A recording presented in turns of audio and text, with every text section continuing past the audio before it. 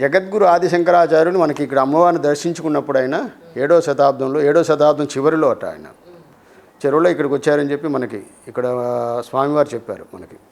శృంగేరి స్వామివారు వారు అమ్మవారి దగ్గరికి వచ్చి అమ్మవారిని శాంతింపజేసి, ఎందుకంటే చాలా ఉగ్ర స్వరూపిణిగా ఉండేది ఆవిడ. ఇక్కడ సహజంగానే ఉగ్ర స్వరూపిణి ఆవిడ.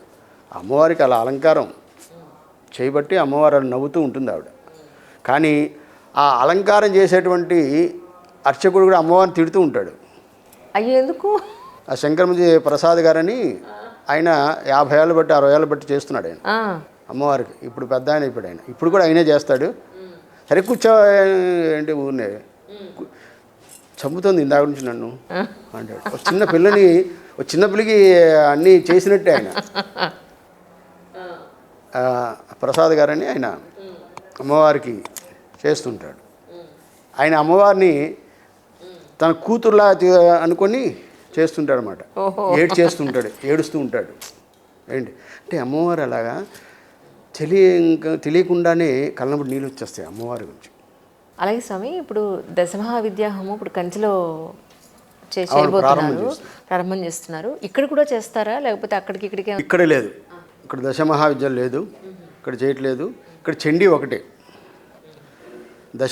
దశమహావిద్యలు అనేవి ఏంటంటే కొన్ని కామ్యాల కోసం చేసేటువంటిది. అంటే వాళ్ళకి ఏదైనా విశేషమైనటువంటి పదవులు కావాలా, లేకపోతే వాళ్ళకి ఏదైనా శక్తి ఏమన్నా పెంచుకోవటమా ఏంటి, అటువంటి దానిలో దశమహావిద్యల్లో ఈ చిన్నమస్త, భువనేశ్వరి, మహాలక్ష్మి, కాళీ.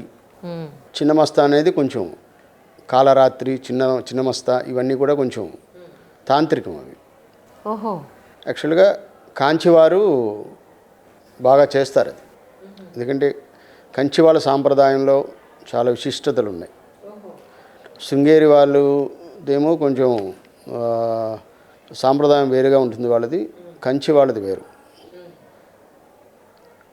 అంటే యాక్చువల్గా అంటే జగద్గురు ఆదిశంకరాచార్యులు మనకి 782 మనకి అంటే శృంగేరి పరంపర. ఎందుకంటే జగద్గురు ఆదిశంకరాచార్యులు మనకి ఆమ్నాయ పీఠాలు 4 స్థాపించారు, ధర్మపీఠాలు 4 ఉన్నాయి మనకి. 4 వైపులా 4 ఉంటాయి, 4 ధర్మాలు: శృంగేరి, పూరి, ద్వారక, కేదార్. వీళ్ళు చెప్పేది ఏంటంటే వాళ్ళు రాసే దాని ప్రకారం కంచి కూడా మన జగద్గురు ఆదిశంకరాచార్యులదే అంటారు వాళ్ళు. దాని గురించి ఇంకేదో జరుగుతుంది కానీ అయితే వాళ్ళ దాన్ని బట్టి 2000 సంవత్సరాలు పూర్వమే అంటారు వాళ్ళు.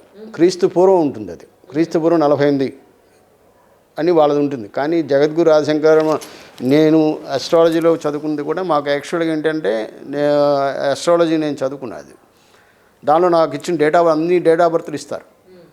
అంటే జగద్గురు ఆదిశంకరాచార్యులు ఇచ్చింది మనకి ఆఫ్టర్ AD 788 to 820 820 కేవలం 32 సంవత్సరాలు ఉన్నారు ఆయన. ఎలా కాలం చేశారండి అంత? ఆయన వారికి కాలం చేయటం కాదు అది.